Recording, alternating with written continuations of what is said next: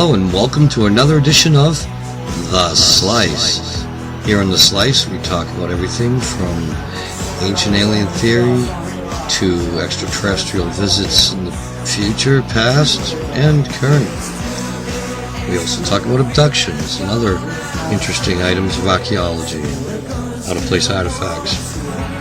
Make sure you check out Matthew Bauer's site on www.therealmj12eyes-to-the-sky.com, and also check out Clarence Mitchell with his Blog Talk Radio, and Kimberly Wright with her Ancient Aliens Chat every Friday night during the show, before the show and after the show. So make sure you check all that out. And now let's get on with this week's subject on The Slice. Enjoy the show, folks, and make sure you comment and subscribe. Take care now. The creation story of Japan is quite interesting. Talks about being three deities that were created in the beginning and eventually created a brother-sister pair who were designated as the creators of the earth. The only interesting part I found in here is the gateway between heaven and earth, or the bridge between heaven and earth. The most interesting, Utsuro Bune, floated up in ancient Japan. She floated up to the village. The villagers didn't want to let her out. All over the country were drawings put out about this lady and her strange markings in the box that she clung tightly to her chest. The villagers went all and looked at her and paid a lot of attention to her and her strange craft, unknown to be like any ship. These symbols are the same symbols that were on her ship, were on the ship in England that the two U.S. soldiers found, and they went out there and the guy touched it and he got knocked out and he had zeros and ones in his head and all this. Well, those are the same sacred geometry that they found there. Also, would it be reasonable to think that perhaps this lady from the secret Apollo missions was the same Utsuro Bune as the one from ancient Japan? I guess we may never know, but it's a possibility.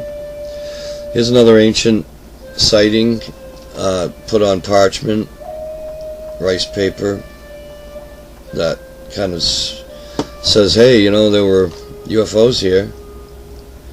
And this is an old rock cave painting in Japan. Seems to be drawn over other things that were already chiseled in there if you look closely. Here's another ancient drawing of ships helping hunters herd and kill deer. Domons. The domons are crazy cool. They show suits of armor and different personages. The interesting part about these domons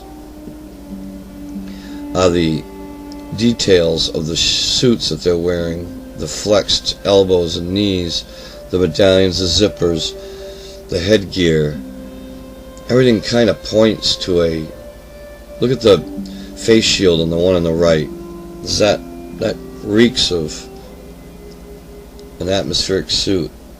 Some really strange shapes like this one also show an alien influence. Very odd. Here's a flesh-eating alien with her ship up above and her tethered to it. That would be one of the bad ones. This is called Shiprock, or what's actually Shiprock. I call it Shiprock 2. It's the biggest of the two. This is set not in the same place as the other one. Here's the other one. This is on the mountainside or hillside.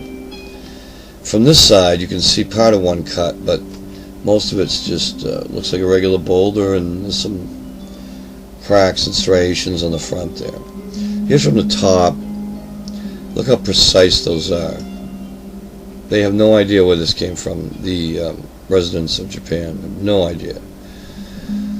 Another view of that from the backside.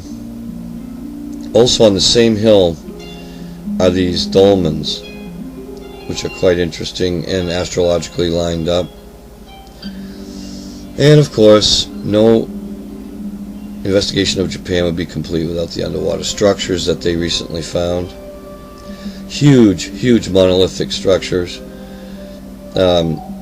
Leads one to question whether or not there were giants in Japan's past.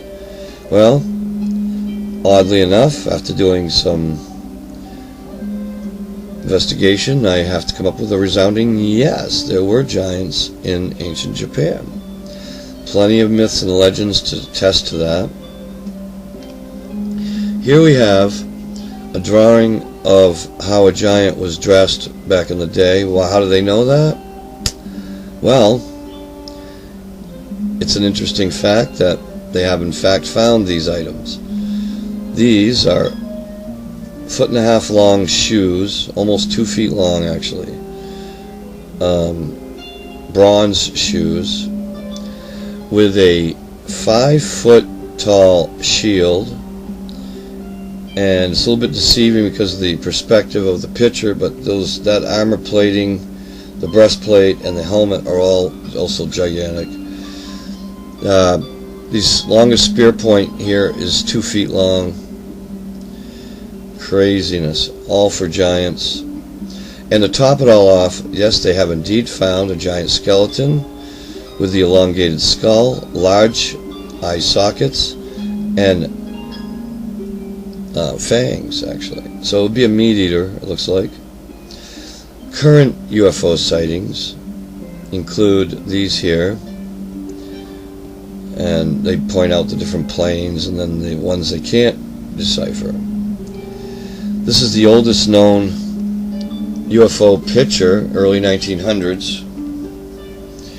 Then we have a 2014 pic of some strange activities. I believe this is over Kyoto.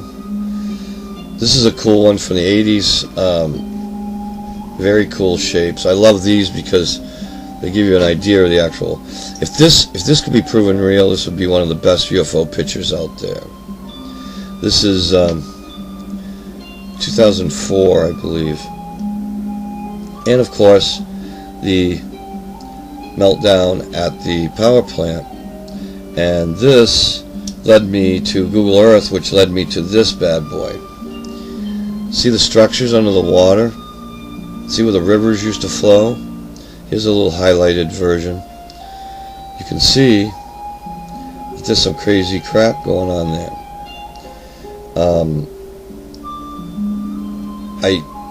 The more I looked, the more I found, and you're welcome to get online and check out Google Earth and check out this particular area. You can see the city names and such. Now, this picture, I went ahead and isolated and pointed out a couple of things that led me down this road. Crazy, crazy stuff, and there's so much more I haven't checked out.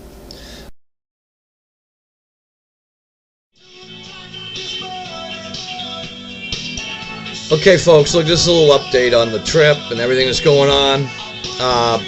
What's going to happen, a little behind. The sale of the house didn't go as planned yet. Still working on it, and Slice will come back soon. I'm having to do this kind of strange, so bear with me, and soon everything will be back to normal and we can get on with our ancient alien life, okay?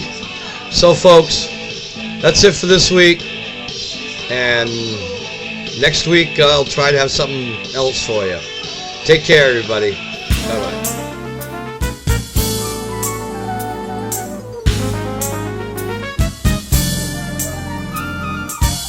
Okay, folks, that sums up another edition of The Slice with your host, Bill Peters, contributing to this wonderful episode were several of you in the Ancient Alien Theory group. I'd like to thank you all.